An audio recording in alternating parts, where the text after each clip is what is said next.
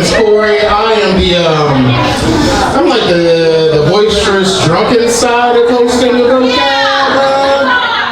I drink a lot of Jameson and talk a lot of shit, but fuck me. Are you ready to hear one of your features for this evening, or your other feature rather? So I met this lady right here. I came back from college in New York in like '09 or something. And we was doing that, right?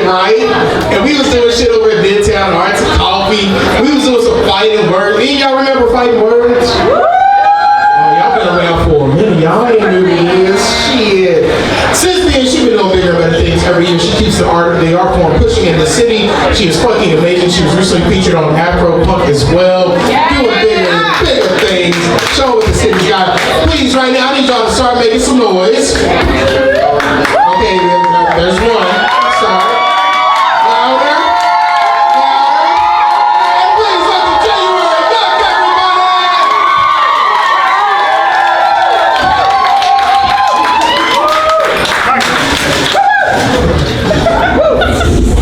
Hi guys.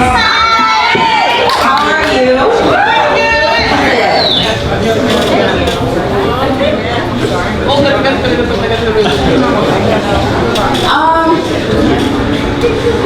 I'm going to do some reading because, okay, so let me just say this really quick. It's like the icebreaker. I really love poetry. Like, you might not be able to really tell because I'm not everywhere, hardly ever, but I really have this crazy relationship with poetry and writing in general, but I have kind of stopped memorizing stuff. No particular reason, I just don't memorize anything anymore. I try sometimes, and then after I hear the same poem over and over, I'm just like, maybe it's not that good, or maybe I can just read it. So I'm gonna be doing some reading tonight. I'm gonna do some stuff from memory too, but sometimes you just gotta read your shit. Like, maybe I'm running out of RAM, I don't know, but my brain is just in the season of, listen, January, no more poetry, just go with what you know. So I've been pimping out the same, like 3 poems everywhere, and I'm trying to avoid doing those poems tonight, so I'm trying to do some different stuff, and some of it is going to be on paper. And I'm going to start with a poem on paper because it really describes how I felt when I left work today.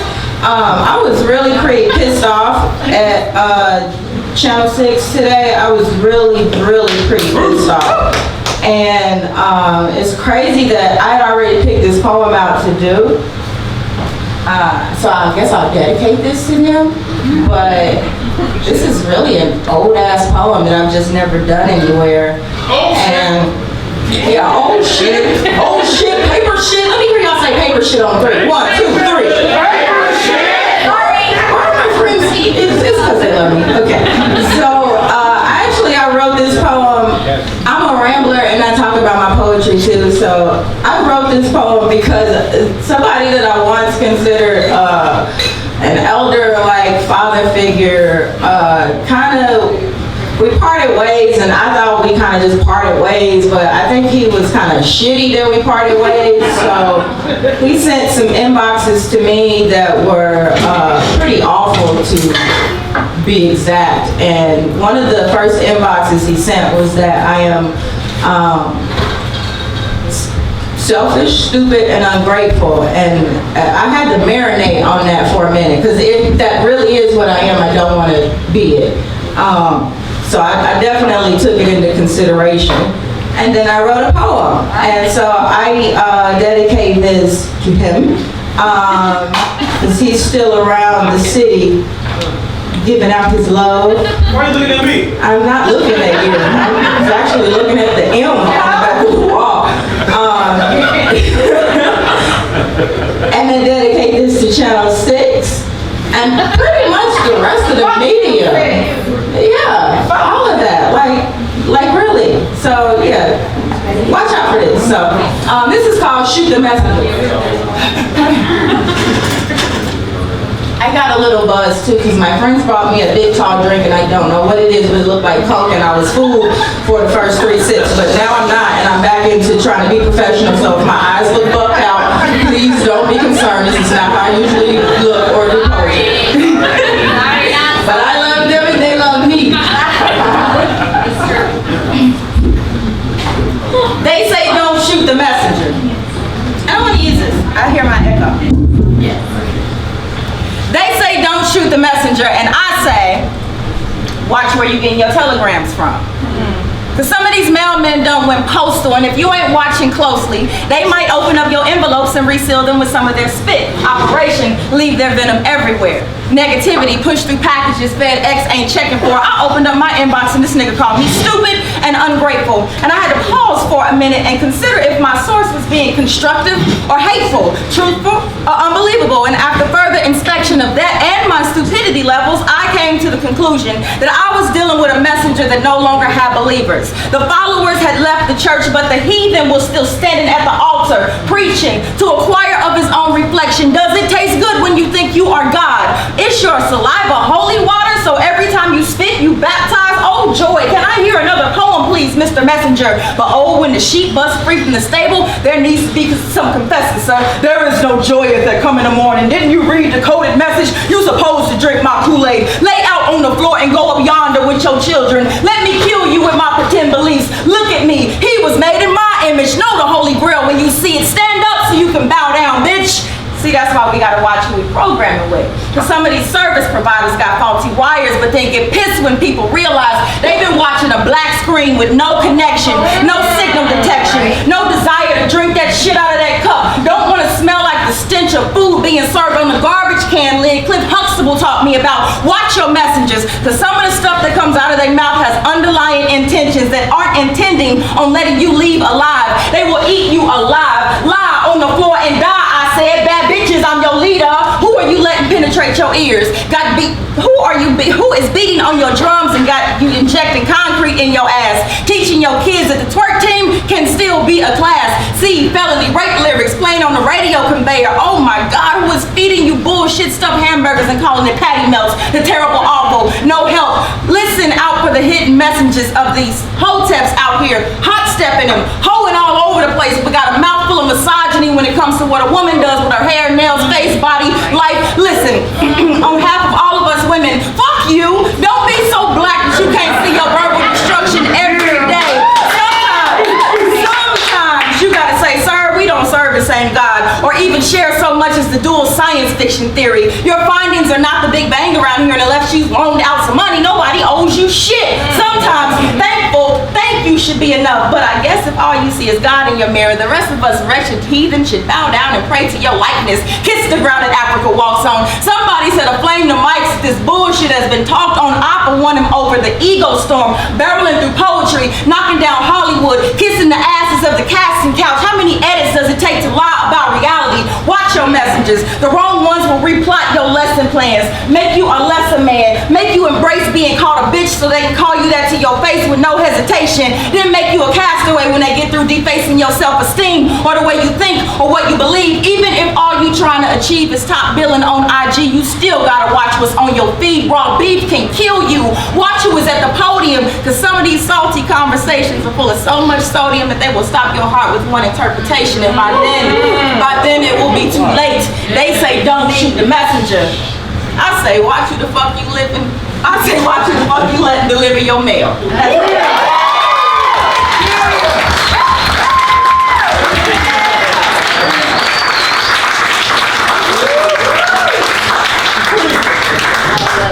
So I have a bit of an attitude tonight. I got a buzz, but beyond the buzz, I have a bit of an attitude because I'm just a little frustrated just with human beings in general. Not you guys all seem like pretty awesome people. It seems like we're doing a really good thing in here, but like outside of here, when we go back to real life and get back on Facebook and social media and we start seeing all the racist shit and all the misogyny and all the fights and the bullshit, it's fucking frustrating. I just be taking in all this shit all day, like damn.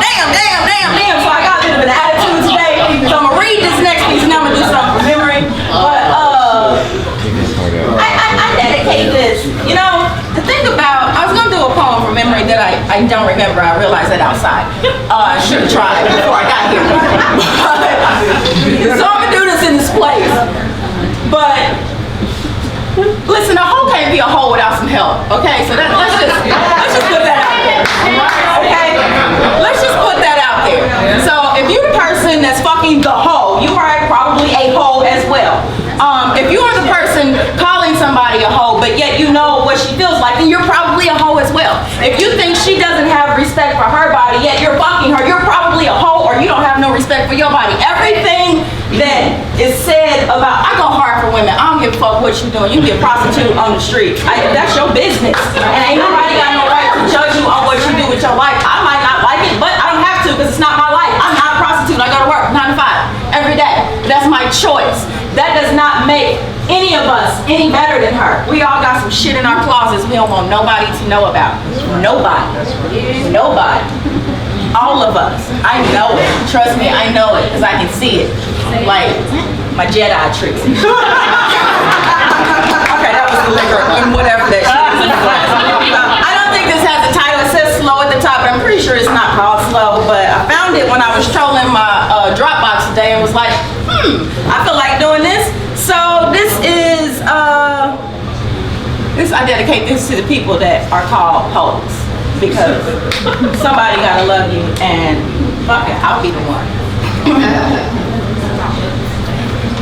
Guess us hoes will just be hoes for the rest of our lives.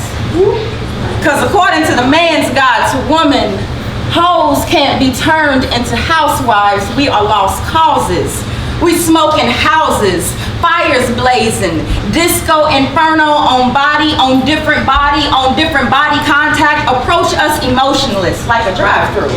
We'll take your order your way. Pussy on the menu. Everything we say should be interpreted as how you like it, Poppy. We addicted like a crack pipe or a glass of vodka. We alcoholics, drunk off semen. Look for us in alleyways, blowing off bums one cum at a time. Giving so much of our physical that our mental fails to get respected. We be the spoiled milk in the half-empty glasses, freely pass from lip to lip, dick to dick, sucking to fucking. We come dumpsters, come dump on us, jump on us, and hump us until we Sahara out. Help us keep our position on the uncircumcised totem pole. We know housewife, we hoes forever, since the only thing these dudes are ducking in and out of is our crawl space. They defend our case in front of your honor like a public defender.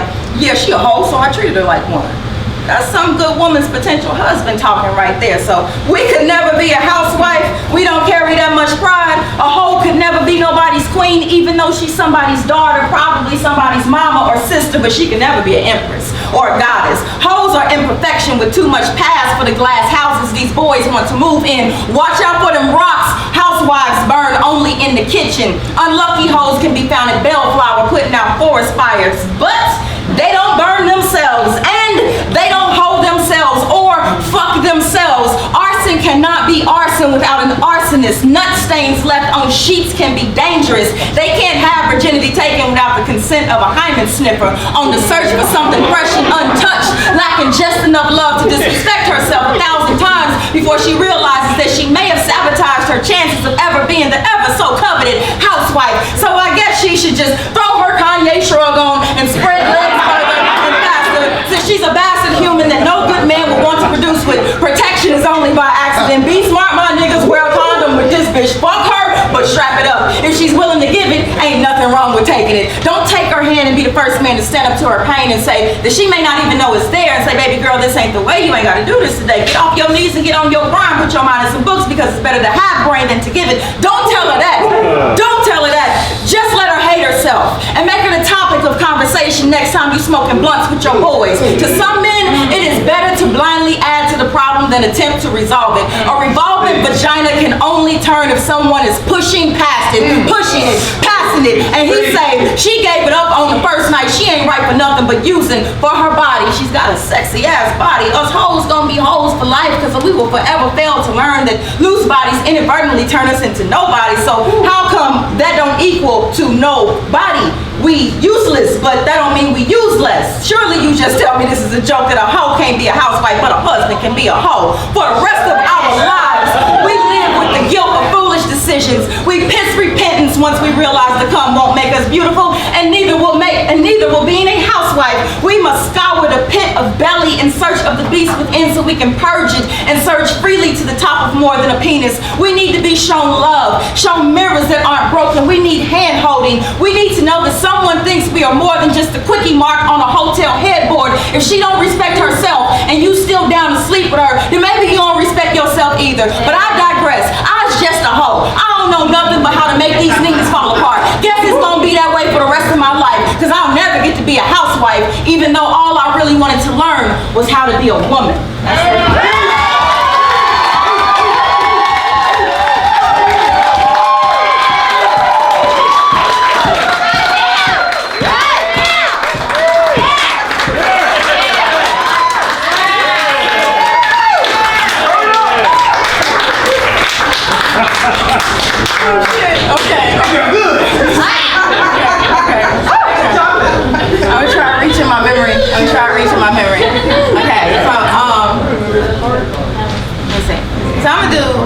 I'm gonna do 2 poems from my memory, and then I'm gonna do 2. I'm gonna go back over there to that cup of the brown stuff. And I'm gonna close out the night. I'm not gonna be drunk when I come back. I promise. I'm a little bit for real. For real. Seriously. Sorry. No, it's okay. It's seriously okay. So I'm gonna do 2 more, and then I'm gonna be back when the night is getting ready to close, and we're gonna close it off on a big piece of paper. That's my friend.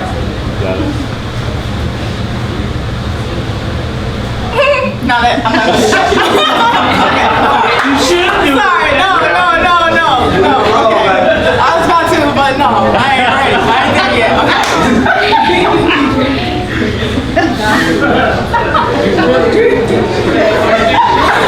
It is no. I'm together. I'm all the way to the cast, but I can be a little bit untogether. Yes. Oh yeah. Don't we love regardless? It is the land where structured dreams get broken. Non-smokers start smoking. Non-chiefers start token, and trying a few lines here and there ain't nothing new. It's where the X-Men got rich selling those double stacks, and then turning his back and calling them all stupid bitches. It's where ghetto riches get spent on pussy, weed, and alcohol. It is the land where beef is best sold hot. One of my friends lay stretched out in one's parking lot with 5 bullets resting in the flesh of his obesity. I heard he grabbed his chest when he fell. When those 5 bullets entered his body all over with heated force and knocked the breath out of his lungs, he clenched the middle part of his Sean John shirt in hopes of holding on to some drop of air to keep him breathing. Flashes of his life distorted his eyesight and rang out throughout his ears, and instantly he could hear himself in conversation saying how old he was getting, but suddenly he wasn't old enough, at least not old enough to die. His attempted run was reduced to a stumbling walk as he began to tumble onto the ground, and with 2 last gasps for air, his slowed heartbeat halted, and he gave way to at least one of those hollow points traveling inside of his body, and his life ended there on the pavement in the promised land with stretch marks, in the promised land with stretch marks, stretching our bodies across the concrete like we stretch marks. We ain't got no names, we ain't got no faces, all we got are traces of news stations casting us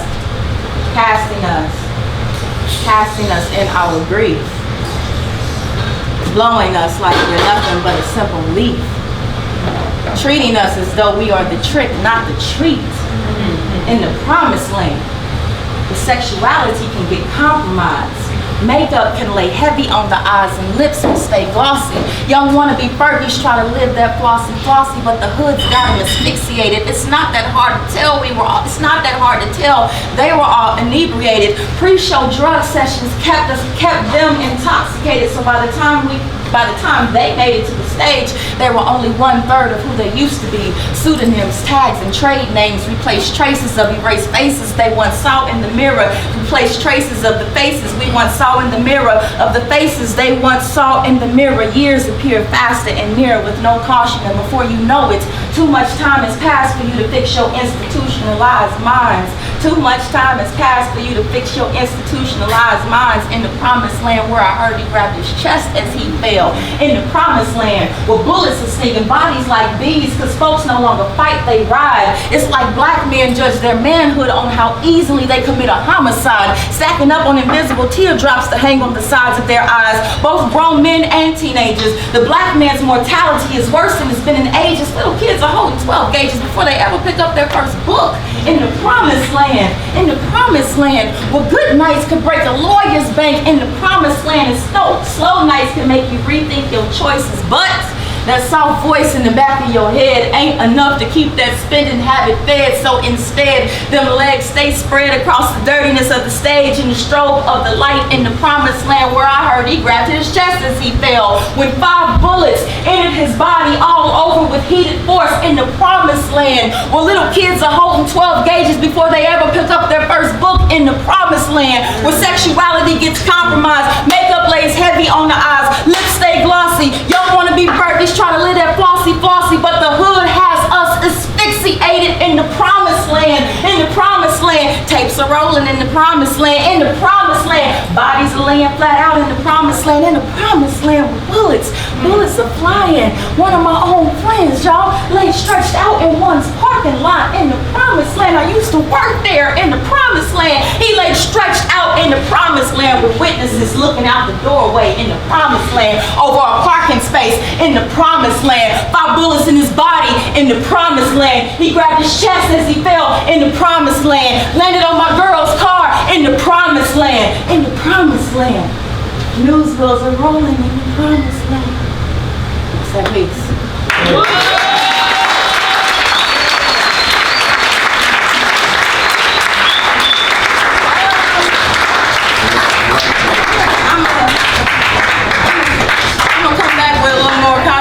Perhaps I really don't remember what else is on those papers, but I'm gonna end with this poem. I'm gonna dedicate this poem to my mom. I wanted to go see my mom today, but I didn't get a chance to go see my mom today because shit happens, life and rallies and wanting to fight every fight and mine and everything else, and ended up just all over the place and not there. So I'm gonna put this poem out in the air in place of seeing my mother tonight because I'm leaving town tomorrow. I'm gonna be gone for 4 days, and one of my secret traditions is that I go see somebody in my family before I leave, and it was my mom, and that didn't happen today. They're not listening, so I'm just talk to y'all. Alright, so this is gonna be to my mother. She is the greatest mother that I could ever ask for, and I do not think she realizes it yet. But she is a beautiful, magical fucking creature, like for real. I don't know how she does what she does day in and out. So I'm gonna give this out into the universe, and it shall be carried to her ears, of which she won't hear it, but she'll feel something tingle up from her arm, and she'll say, "Come here then, my child." And I say, "I can't, Mommy. I have to go to the airport. I love you." And she'll say, "I love you too." That was beautiful. I just made that shit up. Yeah. Okay. I want to write her until she is forever immortalized on my... Okay, wait. Y'all gonna have to shut the fuck up because I cannot remember this poem for real. Like, seriously, I don't mean no disrespect, but I can't remember the first line of this poem. And this is about my mama. Now, if y'all want to talk over poems about everything else, go right ahead. But the poem about my mom, just bring it down like 4 or 5 notches. Even if you whispering, just bring it down just like 4 notches, just so I can remember this because it's a really old poem. I didn't mean to say it like that. That was the alcohol. So just like, please, let me rephrase it. STFU. Right, man. You gotta stay in January. Get your shit right, girl. Okay, Kendria. Gotcha. Y'all know about that internal shit. See, I just try to be real with y'all. That's all. I just try to keep it real. I was getting ready to start the other poem. See? I want to write her until she is forever immortalized on my pages. On these stages that I perform on, I will write and recite recite and rewrite her over and over again until my words wrap around her body and glove her like a pair of Speedos at a surfboard championship. She deserves purple mountains and majesties separated and then given to her at different times because she doesn't get enough festivity crossing her doorstep. She is always taken care of but hardly ever gets kept. So I want these letters to fall off my pages like pennies out of my pocket into the fountain of forever, so she will forever be eternal even before her eternity. Cause see, she dies sometimes and she thinks I don't know, but I do. She's so stressed her hair jumps ship before she can even pull it out. She's a virtual prisoner in her own life's confinement and she feels solitary, buried under a blizzard of snow that won't even put out her fires, and she doesn't understand why her life went this way. I saw it through her glasses the other day, but I couldn't even give dependable eye contact to look directly back her way, yet I could still feel the splash of her tears as they fell against her cheeks and expired into my skin.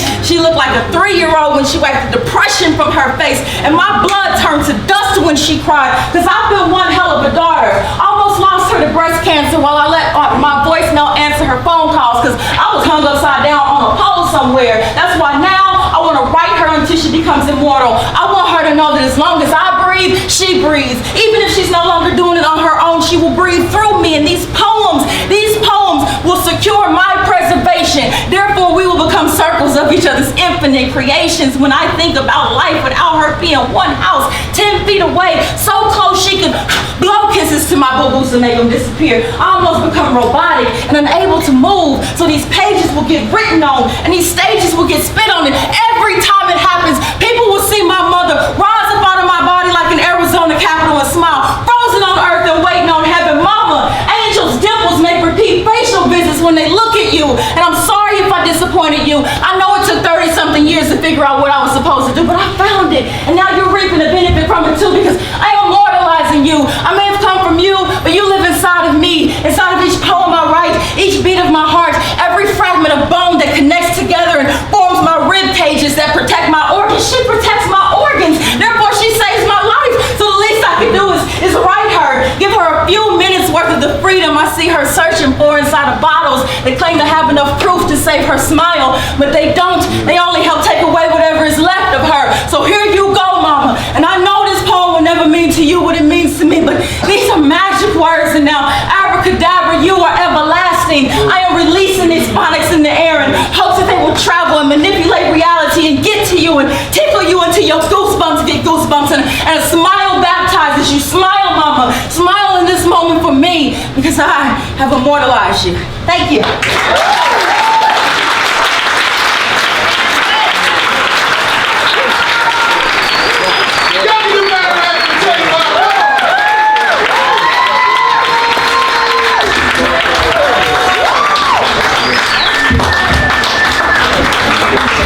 And she coming back for a second set, so whatever feels you got, they gonna be doubling shit. I don't know if y'all knew that about vocab, but you might feel some shit when you come here and say some things. What the fuck the rest of us supposed to do now, January? What the fuck am I supposed to say? No fan down, like you already blew the shit in the fire. What's up here? What you flying? Brady Spirit's going out. Well, for the rest of us, you gotta figure out how the fuck we feeling right now.